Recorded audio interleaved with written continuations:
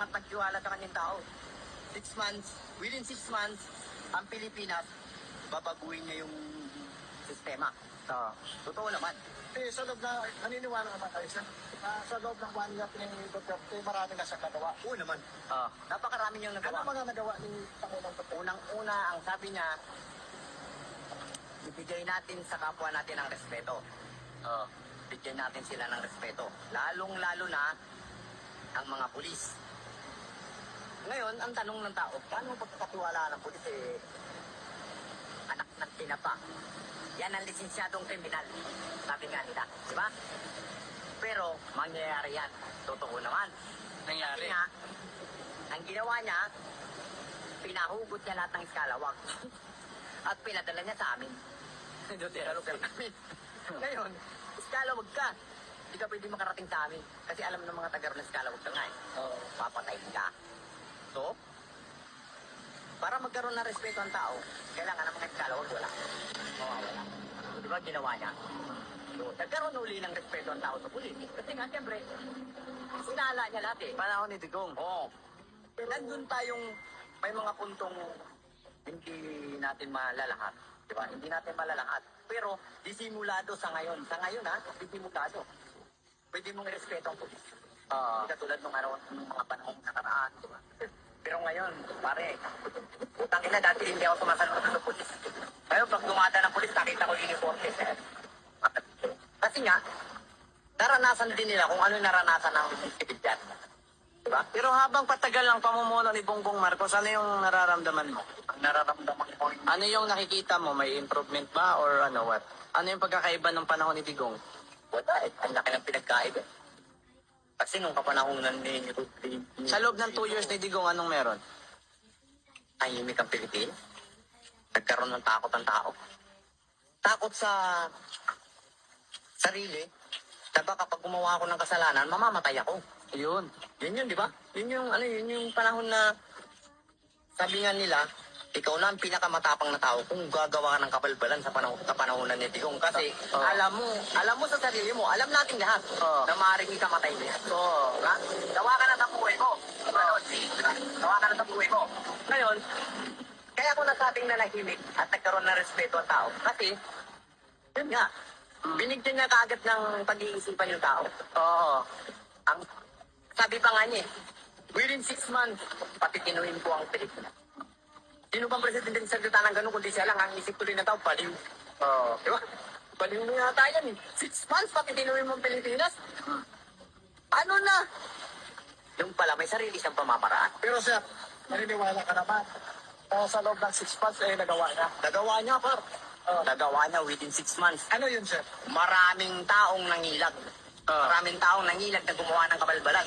Kasi nga, hindi lingid sa ating mga Pilipino, hindi lingid sa kalaman natin na kapag gumawa ka ng kabalbalan sa kapanahon ng Duterte, may kalalagyan ka.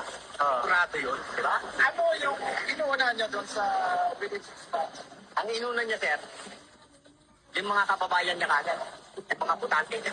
Yung kagad ang inuna niya, di ba? Hindi ba, sir, ang inuuna niya yung mga tibagin, yung 5 mga generals? Dito muna nga, yung mga kababayan mo na niya inuna niya. yung mga Kung anong problema. Di ba? Kasi nga, nararamdaman niya, wala respeto ang tao sa sundalo, sa pulis, sa... Di ba? Sa gobyerno, wala silang respeto. Dati. Ibig sabihin, sir, pinalit niya yung respeto. Oo. Tanaw. Yung kagad ang una niyang ginawa. Kailangan magkaroon ng respeto ang tao sa kapulisan, kasundaluhan, para kahit pa paano, matuto silang mag-open ng problema. Di ba? Nagkaroon pa nga ng patalastas. Isumbong mo kay mamang pulis. Kami nang bahala. Di ba?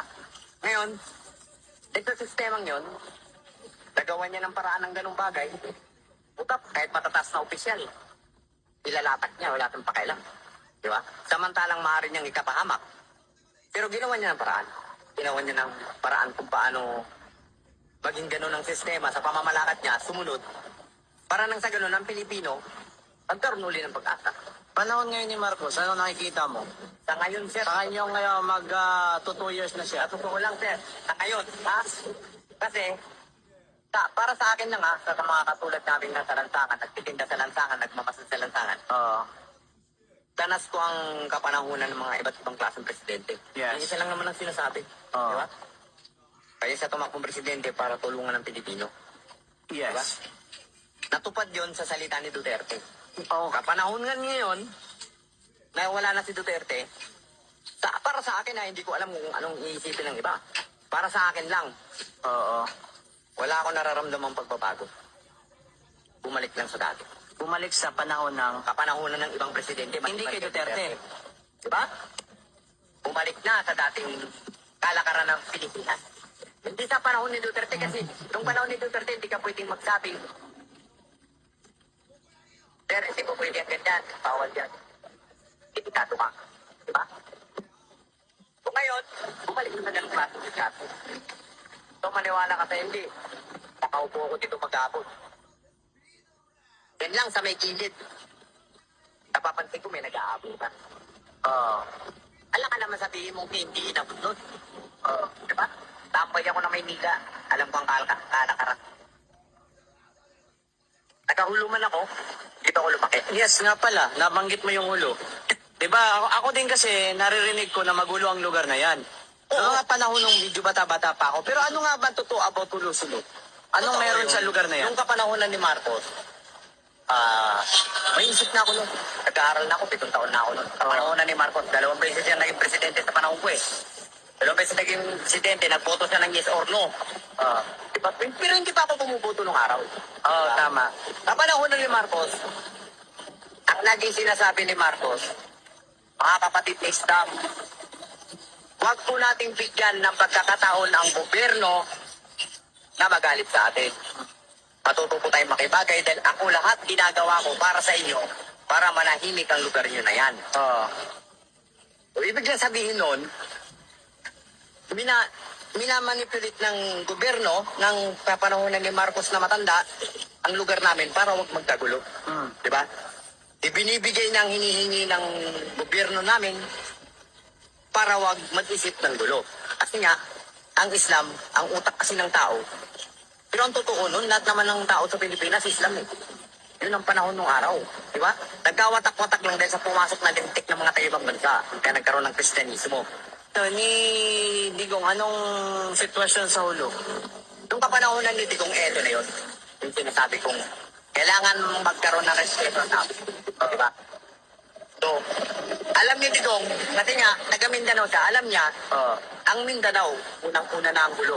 Gulo-sulo. Yes. Pinakamalupit na isla ng Pilipinas yan. Kinatatakutan. Ay?